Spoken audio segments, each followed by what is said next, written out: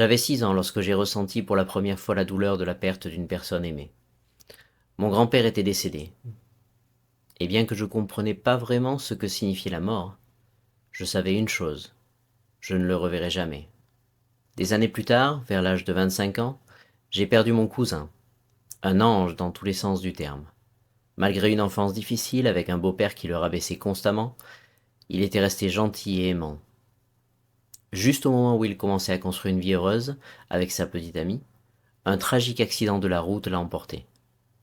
Il était si jeune, avec un avenir prometteur devant lui. J'ai été dévasté par sa perte. Et puis, à 30 ans, j'ai vécu l'une des pertes les plus difficiles. Ma grand-mère, la femme qui m'a élevé avec un amour si profond, elle était une institution pour moi, une lumière, et sa disparition m'a profondément blessé. J'étais en train de conduire en route pour la voir une dernière fois à l'hôpital, lorsqu'à un moment, j'ai ressenti une étrange énergie me parcourir. Je savais, je savais qu'elle était partie, et je savais que je ne serais plus jamais le même. Enfin, vint la perte de mon beau-père, un homme qui m'a élevé comme si j'étais son propre fils, qui m'a appris à être un apprenant de vie et qui a grandement façonné l'homme que je suis aujourd'hui. Il avait environ 70 ans et est décédé d'un cancer très douloureux. Ces moments, ces pertes, ont marqué une grande partie de ma vie, mais ils m'ont aussi appris des leçons inestimables sur le deuil, la guérison, la recherche d'un sens de la vie et l'espoir. Dans cette vidéo, je veux partager avec vous la sagesse que j'ai acquise au fil de ces 40 dernières années, d'apprentissage de la vie et de voyage. Des rues pavées de France aux paysages luxuriants des Philippines, ce sont des leçons façonnées par mes expériences personnelles. Je les accompagne de techniques pratiques qui m'ont aidé à guérir, issues d'études en psychologie positive, physique quantique, loi de l'attraction et d'autres pratiques spirituelles. Parce que j'ai appris que le deuil vient de plusieurs endroits. D'un côté, la tristesse pour nous-mêmes, pour les espaces vides laissés derrière, et de l'autre, la tristesse pour ceux que nous avons perdus, et les épreuves qu'ils ont endurées. Mais j'ai aussi appris que la guérison est possible. Voici mon histoire, et à travers elle, j'espère vous aider à trouver la lumière dans votre propre chemin vers la guérison. Quand j'ai perdu mon cousin, le chagrin était accablant, la douleur était insupportable, comme une tempête qui faisait rage en moi. Mais j'ai compris que pour guérir, je ne pouvais pas continuer à fuir cette tempête. Je devais l'affronter et la ressentir pleinement. Je me suis permis de pleurer, et c'était libérateur. Chaque larme emportait un morceau du lourd fardeau que je portais. Pleurer n'était pas un signe de faiblesse, c'était la façon dont mon corps libérait la douleur. Je m'asseyais tranquillement, laissais les émotions monter, et permettais aux vagues de chagrin de m'envahir. Mais j'ai aussi compris qu'il fallait un équilibre. Je ne pouvais pas laisser la tristesse me consumer complètement. Plus tard, inspiré par un enseignement que j'ai découvert, j'ai pratiqué une technique qui m'a aidé à m'immerger dans ma douleur et à la libérer. Il ne s'agissait pas seulement de pleurer, il y avait plus que cela. Voici une technique que vous pouvez essayer si elle vous parle. J'ai trouvé un endroit calme où je ne serai pas dérangé. J'ai fermé les yeux et posé ma main sur mon cœur et pris quelques respirations profondes pour me recentrer. Ensuite, j'ai pensé à mon cousin. J'ai imaginé son sourire, le son de son rire et la chaleur de sa présence. Au fur et à mesure que les souvenirs surgissaient, la douleur aussi. Je me suis permis de la ressentir, toute la douleur, sans jugement ni résistance. Je me suis murmuré à moi-même. C'est normal de ressentir cela. C'est normal qu'il me manque. C'est normal de pleurer. Avec ces émotions sont venues des impulsions que j'ai laissées s'exprimer. Parfois j'avais besoin de frapper un oreiller, d'autres fois de crier. Quoi qu'il en soit, j'écoutais mon corps et je libérais ses énergies pour évacuer les émotions négatives. Pleurer m'aidait à relâcher la tristesse, mais ce n'était pas le seul sentiment que je ressentais face à sa disparition. J'étais en colère et il fallait que cette émotion s'évacue aussi. Enfin, après, à chaque expiration, je visualisais la douleur quittant mon corps comme un nuage sombre, laissant place à l'amour et à la gratitude lors de l'inspiration. Cette pratique n'a pas effacé mon chagrin, mais elle m'a aidé à le traverser. Ressentir la douleur m'a permis de connaître la profondeur de ma perte et d'honorer l'amour que j'avais pour lui. Et avec le temps, la tempête en moi a commencé à s'apaiser. permettant à la guérison de prendre sa place. Pour moi, le deuil n'est pas quelque chose à réprimer ou à ignorer, c'est un processus et la première étape que j'ai trouvée est d'immerger dans les émotions, de les laisser me traverser. Ce n'est qu'alors que j'ai pu les libérer et commencer à guérir. Aborder l'ego et la douleur égoïste.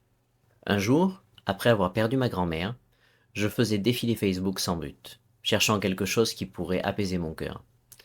Lorsque je suis tombé sur une publication qui a attiré mon attention. Ce n'était pas une citation motivante, habituelle, ni une photo parfaite d'un coucher de soleil, mais une réflexion simple et profonde sur le deuil. Elle décrivait le deuil comme provenant de deux endroits distincts. Le premier, disait-elle, était une sorte de tristesse pour soi-même. Cela m'a profondément touché. J'ai réalisé que beaucoup de la douleur que je ressentais n'était pas seulement liée à sa perte, mais à mes propres peurs. La peur d'être seul, ou de ne jamais vivre avec cet amour et cette connexion unique. Je me souviens être resté là, fixant ces mots, et ressentant une vague de compréhension m'envahir. Ce n'était pas seulement une tristesse liée à son absence, c'était aussi le vide qu'elle laissait dans ma vie. C'était la peur d'avancer sans elle, la peur d'affronter l'avenir sans le réconfort et l'amour qu'elle m'avait toujours donné. Cette réflexion a changé quelque chose en moi. Elle m'a permis de voir mon deuil sous un nouveau jour, et je me suis senti un peu ridicule en pensant à moi-même. Après tout, je n'étais pas celui qui était mort, et je n'imaginais pas honorer sa mémoire en me lamentant sur mon sort. Ce fut une prise de conscience, d'humilité, qui transforma radicalement ma perspective. En y réfléchissant davantage, il était devenu évident pour moi que cette tristesse égoïste n'était pas juste envers sa mémoire. Je voulais l'honorer en me concentrant sur la compassion pour sa vie et non m'apitoyer sur mon sort. Cette compréhension a allégé mon cœur de manière significative. Réaliser que la majeure partie de mon deuil provenait de mon propre ego a rendu plus facile le fait de lâcher prise sur cette part de douleur. Je savais que je ne pouvais pas laisser cette peur me définir. Je me suis alors tourné vers la compassion envers moi-même pour l'évacuer. Un an avant cet événement, j'avais consulté une thérapeute exceptionnelle qui m'avait enseigné une technique de visualisation basée sur l'amour de soi et une lumière pure d'amour pour se guérir et surmonter les traumas. Alors j'ai fait le travail et pratiqué cette technique. La voici, pour que vous puissiez la réaliser vous-même. Je trouvais un endroit calme pour m'asseoir ou m'allonger et fermer les yeux. Je détendais complètement mon corps, puis je visualisais un endroit paisible et tranquille pour apaiser mon esprit. Ensuite, j'imaginais une autre version de moi-même, celle qui se noyait dans sa douleur après la mort de ma grand-mère. Puis je m'approchais de lui les bras ouverts, lui faisant un câlin, réconfortant mon moi triste, comme je le ferais pour un ami cher. Et je lui disais doucement, « C'est normal d'être triste, tu n'es pas seul, l'amour reviendra à toi, la vie est abondante. » Puis, après un moment, je m'imaginais seul cette fois, complètement baigné par une lumière blanche douce et brillante, pleine d'amour et de compassion. Et je restais dans cette sensation pendant quelques minutes, jusqu'à ce que je sois complètement envahi par ce sentiment d'amour. Ces moments de visualisation sont devenus un rituel pour moi. Ils n'ont pas fait disparaître la douleur du jour au lendemain, mais avec de la pratique, je ressens à peine la tristesse pour moi-même aujourd'hui. Ils m'ont rappelé que même si j'avais perdu quelqu'un d'irremplaçable, je n'avais pas perdu la capacité d'aimer ou la possibilité de retrouver la joie. Chaque séance était comme un petit pas vers la guérison, un moyen de calmer cette partie de moi qui avait si peur d'affronter la vie sans elle. Quand j'ai essayé pour la première fois l'exercice de visualisation et que j'ai dit « la vie est abondante », je n'arrivais pas à y croire. Au lieu de me réconforter, cela me laissait bloqué, triste. Pourquoi? Parce que j'avais grandi avec des croyances qui me disaient exactement le contraire. De mon éducation catholique, ma famille, les films Disney, les médias, j'ai appris à penser que les bonnes choses dans la vie étaient rares et difficiles à obtenir. Je croyais des choses comme « il n'y a qu'une âme sœur »,« l'amour est difficile à trouver »,« le monde est rempli de guerres »,« il faut travailler dur pour gagner de l'argent », on ne peut pas se permettre d'acheter ceci ou cela. Tu ne peux pas avoir le beurre et l'argent du beurre. Ces idées, répétées encore et encore, sont devenues des croyances qui avaient façonné ma vision du monde. Elles m'avaient amené à penser que tout ce que je valorisais profondément, l'amour, les bonnes relations, la stabilité financière, était rare. Je croyais même que je ne ressentirais plus jamais l'amour que mon beau-père ou ma grand-mère m'avaient donné. Avec de telles pensées, il n'est pas surprenant que je sois resté bloqué dans la tristesse pendant une grande partie de ma vie. Puis, un jour, je suis tombé sur un film, Le Secret, de Rhonda Byrne. Il expliquait la loi de l'attraction et comment nos pensées et nos émotions créent notre réalité. L'idée était simple mais puissante. Ce que tu penses et surtout ce que tu ressens, tu l'attires dans ta vie. Cela m'a fait réfléchir. Ma vie semblait sombre parce que j'étais concentré sur des croyances négatives et limitantes. Le film, Le Secret, m'a appris qu'en changeant ma façon de penser et de ressentir, je pouvais transformer ma vie. J'ai commencé à pratiquer ce que le film enseignait. Chaque matin, je visualisais une journée parfaite. Je m'imaginais heureux, aimé et entouré d'opportunités. En quelques jours, j'ai remarqué des changements notables. De petites et de grandes choses se sont produites et m'ont enfin donné l'impression que ma vie prenait la bonne direction. J'ai aussi lu le livre qui approfondissait le sujet et suivi ses exercices.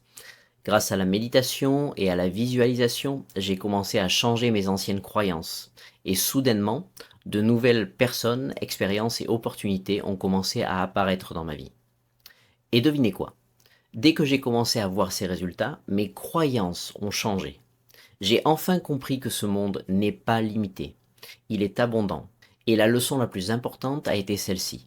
La maîtrise de mon esprit est la clé pour façonner ma vie. Ce que les dogmes religieux ou presque aucune religion n'avait réussi à me donner, la loi de l'attraction et la physique quantique l'ont fait. Cela m'a donné une foi réelle, pas en quelque chose d'externe, mais en la vie elle-même. Cette nouvelle façon de penser m'a donné de l'espoir et de la confiance. J'ai réalisé que la vie est pleine d'opportunités pour l'amour et le bonheur. Même après avoir perdu quelqu'un que j'aimais profondément, et grâce à cela, j'ai pu lâcher prise de la dernière part égoïste de ma douleur. Pour des personnes qui nous laissent en ayant vécu une longue vie, revenons à cette publication Facebook et à la deuxième source de notre douleur. Elle disait que lorsque l'on perd quelqu'un qu'on aime profondément, une partie de notre chagrin n'est pas seulement liée à nous, elle est aussi liée à eux. C'est une tristesse sincère et une compassion pour le fait qu'ils ne seront plus là pour vivre un autre jour, pour profiter des choses qu'ils aimaient, rire, sourire ou simplement vivre pleinement. Cette forme de douleur est particulière et j'ai pu adopter une autre approche pour la surmonter. Ma grand-mère était l'une des âmes les plus pures que j'ai jamais connues. Elle faisait toujours de son mieux pour rendre les autres heureux, en ouvrant les portes de sa maison aux plus démunis, ou en cuisinant des gâteaux pour les anniversaires, en préparant des repas les plus délicieux, et en se préoccupant profondément de notre bonheur. Elle avait cette capacité unique de vous faire sentir que vous étiez la personne la plus importante au monde. Penser à elle aujourd'hui me remplit encore de chaleur et d'amour.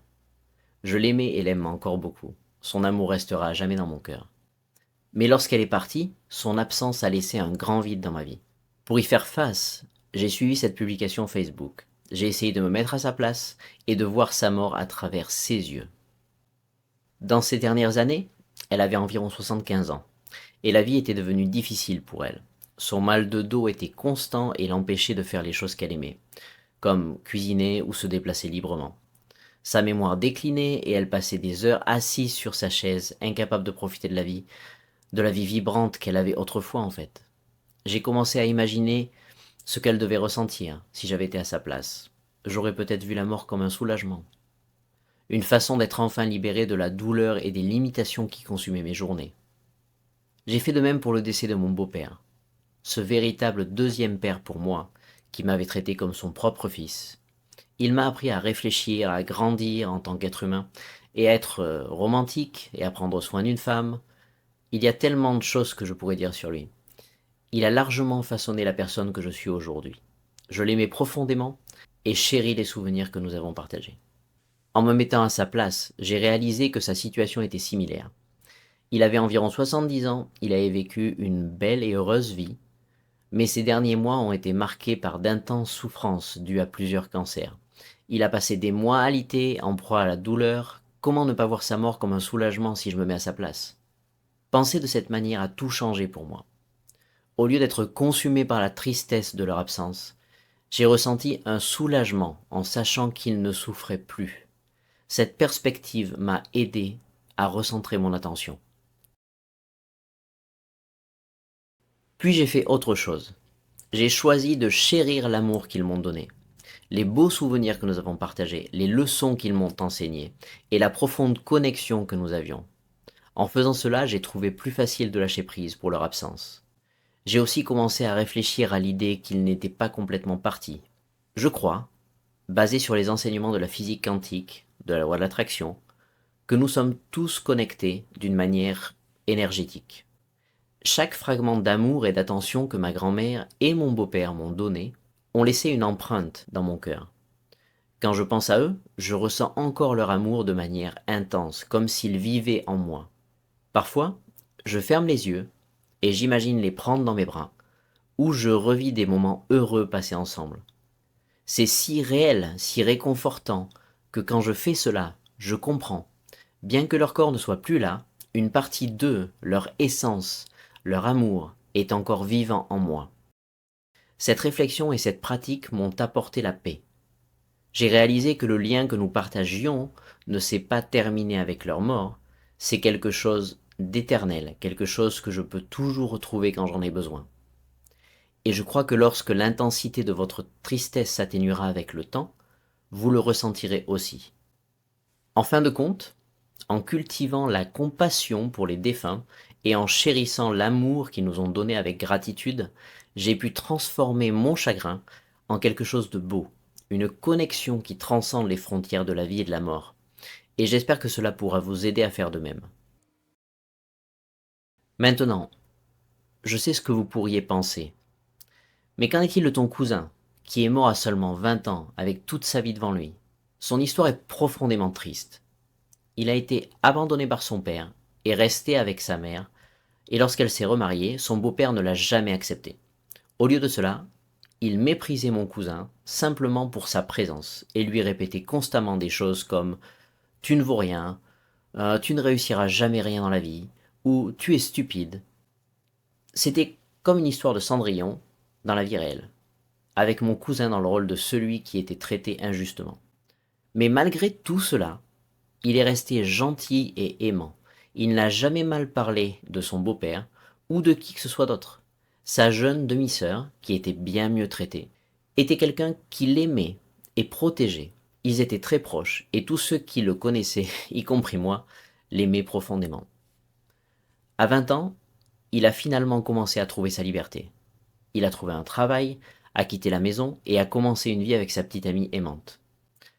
Il semblait que ces moments difficiles étaient derrière lui. J'étais si content pour lui. Mais ensuite, la tragédie a frappé.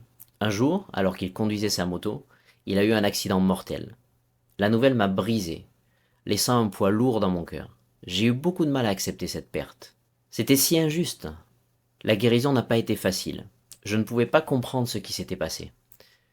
Mais finalement, j'ai fait le premier pas pour donner un sens à tout cela. J'ai pensé à l'idée de la loi de l'attraction que ce que nous ressentons et croyons peut façonner notre vie. J'ai imaginé comment mon cousin pouvait avoir gardé en tête les paroles dures de son beau-père, des mots comme « tu n'es pas assez bien, tu ne mérites pas ce bonheur et tu vas tout gâcher ». Nous portons souvent en nous les choses que nos parents et nos tuteurs nous disent en grandissant. Et je me suis demandé si cela l'avait profondément affecté, peut-être même attiré cette tragédie. Il ne s'agissait pas de blâmer qui que ce soit, mais de trouver une façon de comprendre sa mort et de commencer à la surmonter. Cette réflexion m'a conduit à explorer des idées plus profondes sur la vie et l'énergie. La croyance que tout dans la nature se transforme plutôt que de disparaître m'a apporté un certain réconfort. J'ai ensuite commencé à lire sur différents enseignements spirituels. Dans le bouddhisme, par exemple, il y a des histoires appelées les Jataka Tales, qui parlent des vies passées du Bouddha et des leçons qu'elles enseignent. Le texte hindou, le Bhagavad Gita, parle de l'âme qui passe d'un corps à un autre, comme on change de vêtements. Les textes gnostiques, comme Pistis Sophia, parlent de l'âme traversant de nombreuses vies pour devenir pure. Même dans l'évangile de Thomas, qui a été retiré de la Bible, il y a des indices que nos âmes ont vécu auparavant et vivront à nouveau. Le mysticisme juif parle de Gilgul, ou du déplacement de l'âme dans différents corps, ce qui est semblable à la réincarnation. À notre époque, le processus du Dalai Lama pour identifier sa réincarnation en est un autre exemple. Il teste les enfants pour voir s'ils peuvent reconnaître des objets appartenant au Dalai Lama précédent. Dans le domaine du développement personnel aussi, le système Ultramind de José Silva utilise la méditation profonde, hypnose, auto-hypnose, pour aider les gens à se connecter à leur vie passée, offrant une autre vision de cette idée. En lien avec cela, une expérience personnelle m'a vraiment convaincu. Lorsque ma grand-mère est décédée, je conduisais sur l'autoroute et j'ai ressenti une étrange énergie dans mon corps au moment précis où elle est partie. Je me suis arrêté et quelques instants plus tard, mon père m'a appelé pour me dire qu'elle était partie. Je l'ai ressenti avant de le savoir, et cette connexion m'a paru réelle. Plus tard dans ma vie, lors d'une retraite de méditation de 10 jours appelée Vipassana, j'ai vécu une autre expérience puissante. Le troisième jour, après des heures de méditation, j'ai ressenti une vague d'amour et d'énergie pure, comme une électricité divine qui me traversait la colonne vertébrale. C'était quelque chose que je ne pouvais pas expliquer, mais cela m'a donné un sentiment de béatitude, de paix et de connexion que je n'ai jamais ressenti dans ma vie. Ces expériences m'ont aidé à faire face à la mort de mon cousin. J'ai choisi de croire que son âme avait encore des choses à accomplir et qu'elle avait peut-être commencé une nouvelle vie. Cette croyance m'a apporté du réconfort et m'a aidé à avancer sur le chemin de la guérison. Essayez par vous-même. Explorez les anciennes littératures ou suivez un cours de méditation, cela pourrait aussi vous aider. En réfléchissant à ces leçons, j'ai pris conscience de l'importance de notre connexion au monde qui nous entoure, en particulier au cycle naturel de la vie et de la mort. Sur mon chemin de guérison et de rétablissement, après la perte de mes proches, j'ai découvert quelque chose d'inattendu, mais de simple et fondamental. Il y a environ 10 ans, après avoir fait face à une faillite de mon entreprise, j'ai quitté la France pour m'installer aux Philippines sans le sou.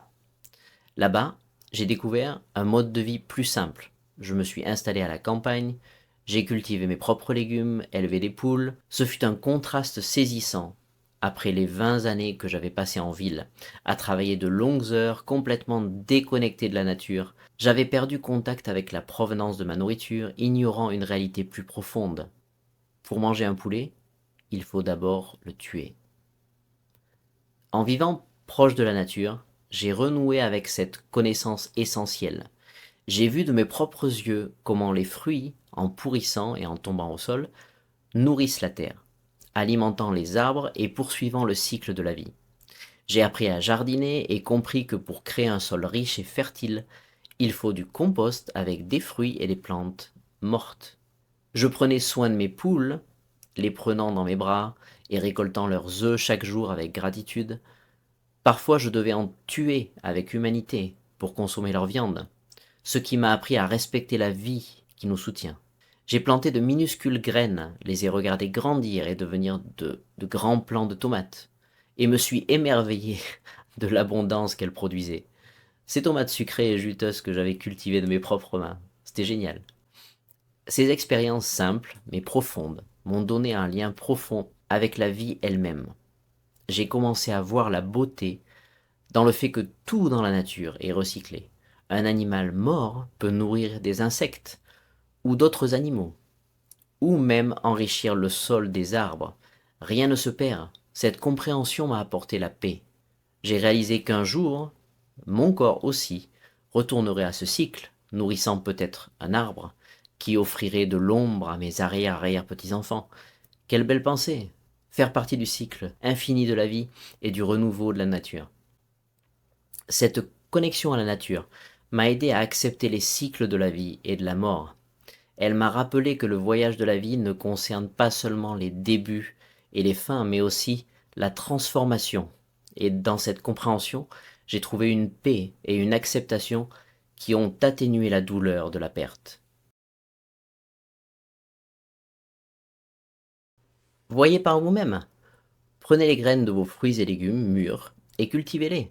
Si vous n'avez pas de jardin, plantez dans des pots sur votre balcon ou installez une plante verte dans votre salon. Je suis sûr que cela pourra vous aider. Une leçon importante que j'ai apprise en vivant aux Philippines est de profiter de la vie autant que possible. Dans la culture philippine, les gens prennent le temps de vivre, de célébrer, de savourer chaque moment. Bien qu'ils aient moins d'argent que nous dans les pays occidentaux, ils sont souvent beaucoup plus heureux. Il y a moins de jugement et le racisme est presque inexistant. C'est un endroit où le karaoké rassemble les gens, où chaque anniversaire est une grande fête et où les enfants sont partout. Même si les catastrophes naturelles comme les typhons et les volcans peuvent détruire des maisons en un instant, les gens restent résilients et joyeux. La leçon qu'ils m'ont apprise est simple mais profonde. La vie est précieuse et nous devrions apprécier et profiter de ce que nous avons. Ils accordent plus de valeur aux personnes qu'aux choses matérielles et adopter cet état d'esprit m'a rendu plus heureux aussi. Peut-être parce que j'ai tout perdu dans le passé. J'ai l'impression de comprendre maintenant vraiment ce qui est le plus important. Me concentrer sur les relations autour de moi m'a aidé à surmonter les défis de la vie. Et je vous encourage à faire de même. Cultivez les relations dans votre vie. Allez danser, chanter ou simplement passer du temps avec vos proches. Ce sont les leçons que j'ai tirées des Philippines. Merci du fond du cœur d'avoir été là aujourd'hui. Le deuil est un chemin parfois long, parfois silencieux et souvent solitaire. Mais vous n'êtes pas seul. Le simple fait que vous soyez ici, à écouter, à chercher à comprendre, à guérir, c'est déjà un acte de courage.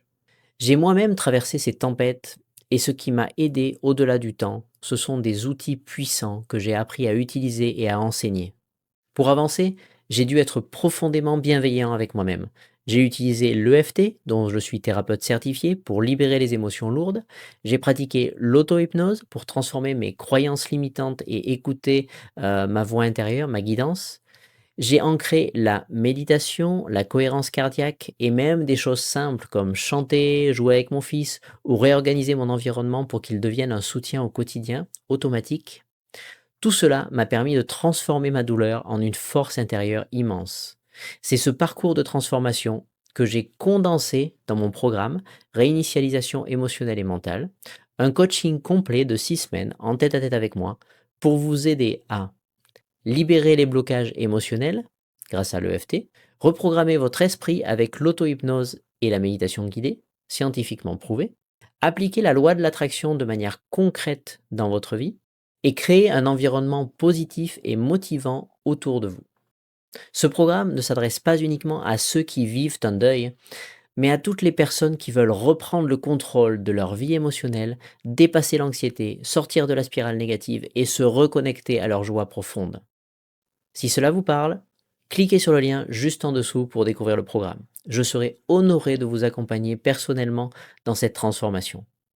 Et vous, avez-vous déjà utilisé d'autres méthodes pour traverser le deuil ou d'autres épreuves? Dites-le moi en commentaire. Si vous souhaitez que je développe un point abordé dans cette vidéo, je me ferai un plaisir d'en parler plus en détail dans une prochaine. Enfin, si cette vidéo vous a apporté quelque chose, pensez à la partager.